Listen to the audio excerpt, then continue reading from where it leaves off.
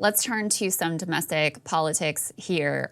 The Democratic administration and other Democratic elites are getting very concerned about the public's negative impression of Vice President Kamala Harris because there's an election coming up, and Joe Biden is expected to run with Kamala Harris on the ticket again. And they are realizing that the fact that you've got a dude who's the president of the United States who would be 86 years old by the end of the next term, well, that makes the vice presidential position even more important than it normally is. Because while, look, the vice president's always a heartbeat away from the presidency, when you're talking about the heartbeat of an 80-plus-year-old man, it becomes a kind of a different deal in terms of the actuarial tables. So the initial issues started between Democrats, sort of the Biden administration, Kamala Harris in particular, with some comments that Elizabeth Warren made. We actually covered them at the time on a radio show where she was asked whether Kamala Harris should be the vice presidential nominee, and she kind of hedged. Take a listen to that. You know,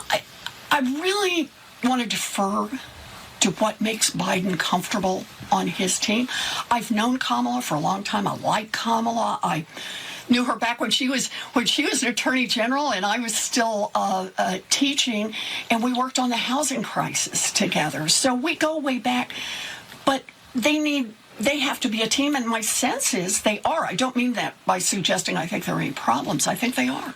So, yeah, okay. Very interesting. She's like, oh, they need to be a team. I'm not saying they're not a team, but just saying like he needs to be comfortable. Okay. So Kamala was very upset about this. Apparently, put this next piece up on the screen. According to CNN, they have a long article here about the worries about Kamala Harris. Elizabeth Warren called Kamala twice to apologize after those comments she made on whether Biden should keep Harris as VP. Harris has not called back. But they go on in this article from CNN to talk about the fact that Democratic elites just want everybody to shut up about their concerns and complaints about Kamala Harris. They want commentators to stop talking about it. They want certainly this issue that came up with Elizabeth Warren. They want her to shut her mouth about it. What they say is that it's the latest in a long string of snubs to a vice president who they say has never gotten the respect or support she deserves.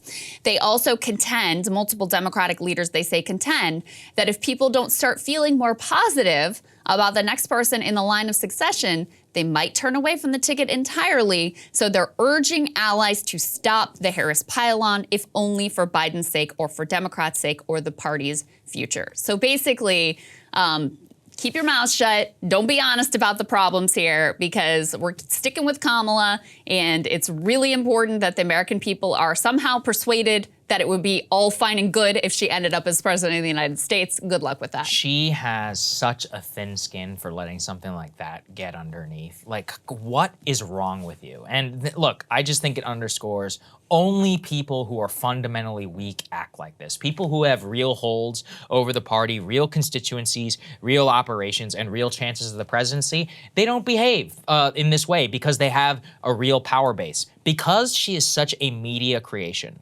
literally, she is almost like a product of the conspiracy of silence. Everyone knows she's a terrible politician. Everyone knows that she is the least popular vice president in modern history, more so than Biden, and she doesn't even do anything. And yet, no one can say it.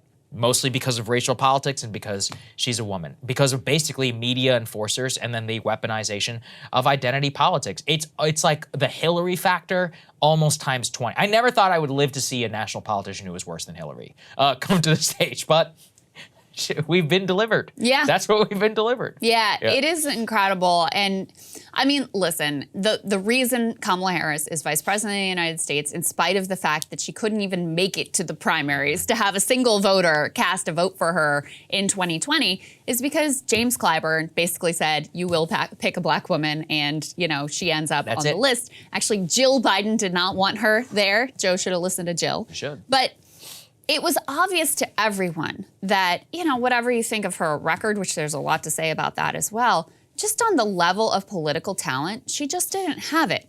And to try to deny that obvious reality to the American people, I mean, it's just not gonna work. But this whole CNN article hand-wringing about the situation they find themselves in, it's funny because they're saying, oh, there's this pile on Kamala Harris. It's quite the opposite. There's been so little critical coverage of Kamala Harris, to be honest with you. I mean, she really has been protected from the beginning in a lot of ways. It's just that it's really apparent that, you know, this is going to be a political issue for Biden and the ticket moving forward in 2024, and definitely impacts his electability. There's no doubt about it. Even if you think he's great and did a great job, you got to ask yourself who's next in line, and the answer is very troubling. And then, you know, if for whatever reason he didn't run or he was unable to run, then you have an even bigger problem, because she's the one who you've said, by making her vice president, is next in line, and they know they have a real political issue with her. Hey guys, ready or not, 2024 is fully upon us now, and Saagar and I have been brainstorming ways that we can really up our game for this critical election. Yeah, we rely on our premium subs to expand our coverage, to add staff, to upgrade the studio. We just want to give you the best independent coverage of this election, which is possible. So if you can help us out, become a premium subscriber today, breakingpoints.com, or the link is down here in the description video. It really means the world to us, and if you like what we're all about, this is the best possible way to keep us 100% independent, working only for you.